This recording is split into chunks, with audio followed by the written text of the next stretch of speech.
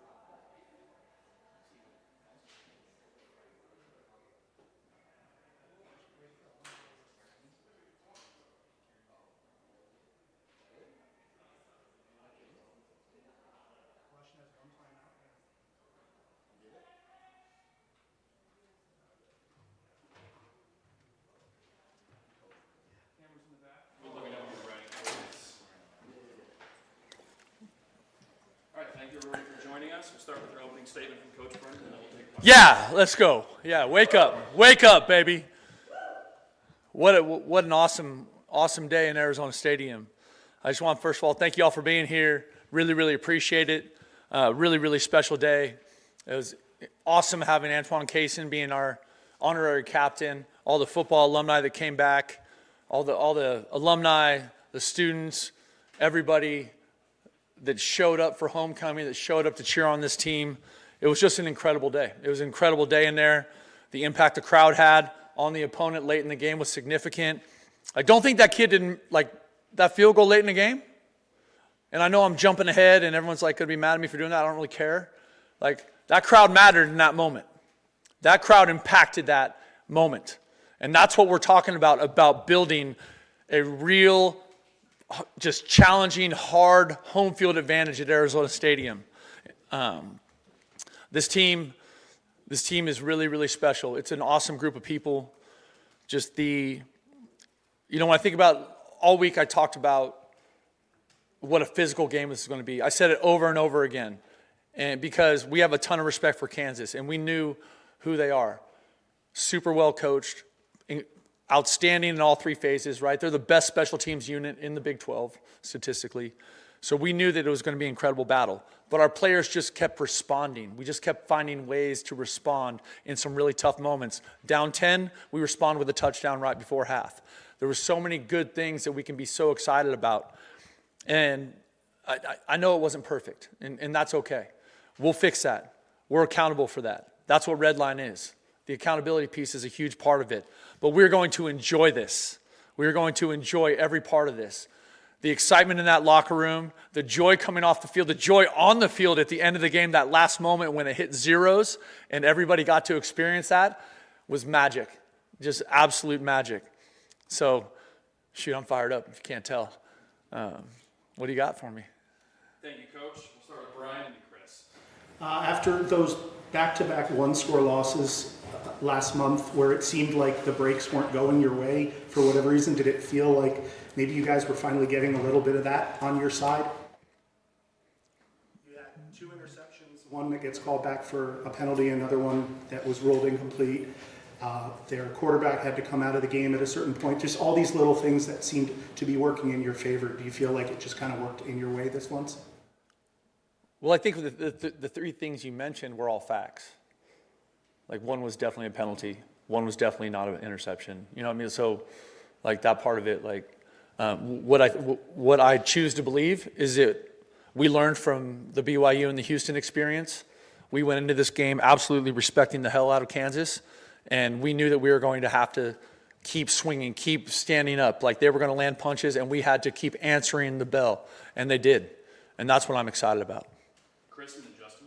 You just called the energy and the vibe on the field and in the locker room magic. Just the growth that this team has experienced in the last year, now that you're going bowling, just kind of walk us through the emotions, that feeling. It's incredible. You know, I think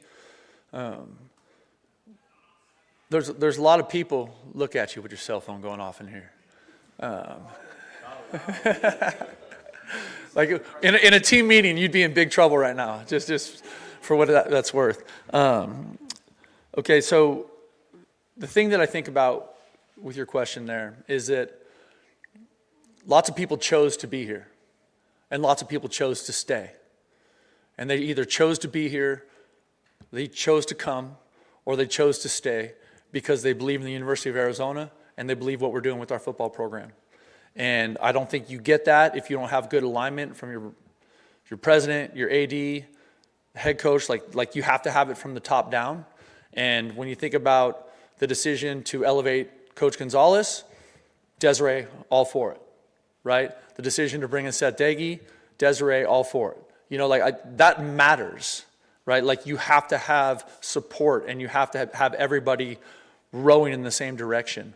And then on top of that, you know, 41 new players joined us at the mid-year, and 62, I think, joined us by the start of summer, or, you know, June, July in there. And they chose because they believed in the players that were here, the staff that was here, and the program that we're building.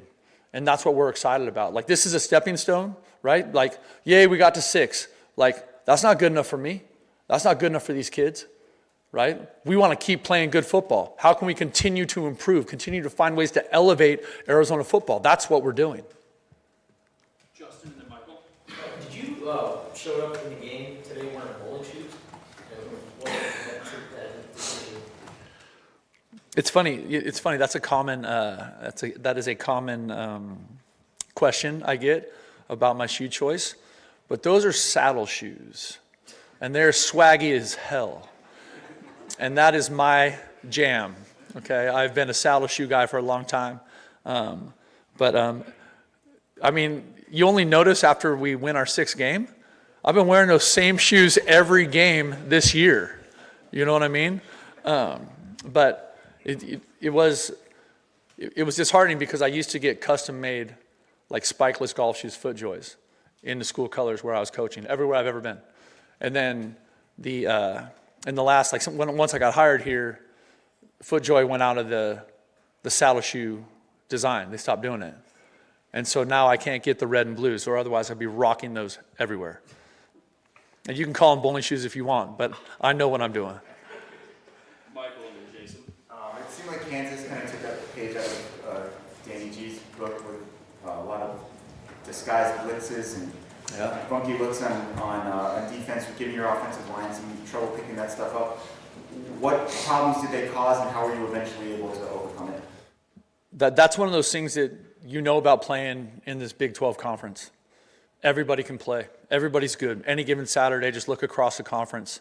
And we knew these guys were really good up front. I said that all week. I said that to you guys on Monday. I said it to you guys on Thursday. That front seven we knew was going to be a challenge for us. The thing I'm excited about is how we responded late in the game. That last drive, right? We ran the ball to win the game. Like, how fantastic is that, right? Where that offensive line answered the call. Q, Noah with his legs, like, just incredible. Jason and then Brian. What is your message to the running backs such as Quincy, like, stay ready? I mean, he has 3 carries all game. The last 2 ones were obviously important. How do you kind of... Like 5 touches, 2 touchdowns? Yeah, something like that. Yeah. I think that speaks to the unselfish nature of this team.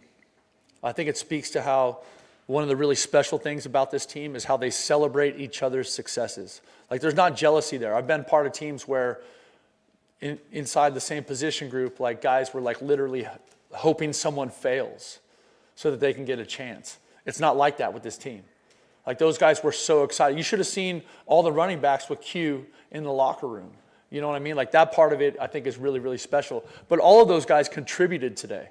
And I think if we can look at it through the lens of we are trying to win as a team. As a team. We're not trying to win individually. Because that doesn't work. At least not in this game. And so the way those players support each other, and with the rotation at running back, receiver, all those guys, the fact that they can all find ways to contribute in a winning effort makes it special. Brian and then Milan. Kansas had those 3 straight drives where they scored in the first half, and then after that, I believe they had maybe 100-something yards. Speak to what Danny has been able to do with this defense and not let those struggles early affect it. Well, I think there's 2 things there. I think, number one, every good football coach makes adjustments in game, right? Like, that has to happen. But on top of that, the alignment we have on this coaching staff, the way those conversations go in game, just with like either side of the ball, or sometimes it's on the headset and it's me, Daggy, and Danny deciding if we want to go for it on 4th down, or like, you know, a clock situation, or how we want to handle a timeout or a penalty or whatever. Just the communication is so high level. And I think also for the players, it takes a little bit of time to figure out what is this opponent's game plan, right? Like that, there's also a learning curve in game for that, because what we do defensively is a little bit different. So you're not going to watch in a bunch of opponent film and say, this is how they're going to attack us defensively. And so we have to figure that out on the fly. And then once they did, I thought they were awesome. I thought that was like, I think I'm right, but I think there were 4 stops and the missed field goal in the second half. I think that's right, which is outstanding defense. That is outstanding defense. Juan and then Jordan. Noah Fifita in the 3-way tie for most career passing touchdowns at Arizona. What does he mean to this program? Noah Fifita is everything to this program. And I think that's one of those, You all know Noah. You guys have all spent time with Noah. He is an incredible leader. He's an incredible human being. He's an incredible person in this community. He cares about the U of A. He's loyal. He's chosen to stay. The whole world tried to buy him the last 2 off seasons. He chose to stay. He is so special. And it's funny because you rarely see him get emotional on game day. And it's happened a couple times in the last 3 games where you've seen that kind of that fire and that energy, but he's normally just like calm and dead even. He's the leader. He's the voice. On that last drive, when everyone's like going crazy, like we're huddled, right, after the missed field goal, and everyone's going crazy and there's lots of emotion, lots of guys talking, blah, blah, blah. He looks like he's like fishing at the lake. Like he's just calm. Like he's totally focused on what's ahead. And because of that, the guys feel that from him. He's just a really, really special player and an even better human being. Jordan and then Chris. There's still plenty of regular season football left, but what does it mean to you that you hit this benchmark and you get to go to the postseason with this group in particular? You know, it's interesting. We talked about it a lot this week as a team. This is a really special group of guys. I give the players and our assistant coaches a ton of credit because they built this team. It started in December and January, and it's been now 10, 11 months of finding ways to get connected with a bunch of, over 50% of our team is brand new. Like that's a way different, like that's not something normal in college football. It might be normal now, but it wasn't what all these players are used to, right? And so those guys did the hard work of getting to know Max Harris, who was just an absolute savage tonight. Like what a baller. Right, goes out with an injury, comes back in. I think he led us in tackles. Is that right? You got to help me out here. Come on. Oh, tied for lead. Okay. But how amazing is that? But the way they have just continued to come together, and the reason I say that is there's real love on this team. They truly care about each other. Like to your question, they don't care who gets the credit. They're willing to support each other with the success. And the beauty of it is that this team now gets a little bit longer lifespan, and that's special. Chris, Justin, and Michael finish out. Some struggles maybe on both sides of the ball. The offensive line. Say that again, sorry. Some struggles on both sides of the ball. Offensive line gave up 5 sacks. The defense didn't turn the ball over, but we still found a way to win. Just the grit that the team showed, and being able to not make or to have some of those game impacting plays and still come out on top. Absolutely, and I think the reality is that one of the things that I'm most excited about is that we are playing meaningful games in November. The University of Arizona, we are playing meaningful games in November. And however we get it done, doesn't matter. Right? Would I like it to be prettier? Sure. Would I like there to be more turnovers or more sacks or less sacks or whatever? But at the end of the day, when we came out here today, the goal was to win. And that's what we did. And we're excited about that. Justin and Michael. Some of the guys that were able to get in the game, guys like Matthew Lotto on offense, Myron Robinson on defense, what did you see out of those guys when they were put in after injuries? We're excited about those guys. Those guys are young players. I think there's a lot of young players that, as we build our program, we want to do an incredible job of evaluating and developing and recruiting talent. And so those are two. It's a second-year player. It's a first-year player. Gio made some plays today. You know what I mean? So I think that part of it is something that's really exciting about the future of Arizona football. Michael, to finish this up. Did you see the shirtless guys? I did not. Yeah, my eyes don't normally go to the stands during the game, man. They were up there. They grew. They may have had something to do with the outcome. Well, I hope so. If that's the thing that gets people in Tucson excited about coming to games, let's go. Let's go, man. Let's go. I think when you have who is going to be the leading quarterback or leading touchdown thrower in the history of the school, he's worth watching. When you see a team that fights their ass off every game, till the end, that's worth watching. That's worth supporting. And today was an awesome indication of that. We had a great crowd, and that crowd impacted the outcome of the game late in the game, whether that was those stops in the second half or the missed field goal or the clock drive to win it.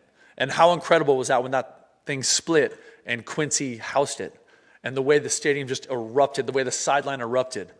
And if you don't like college football, there's something wrong with you, because that was incredible. Incredible. Thank you, everybody. Bear down, man.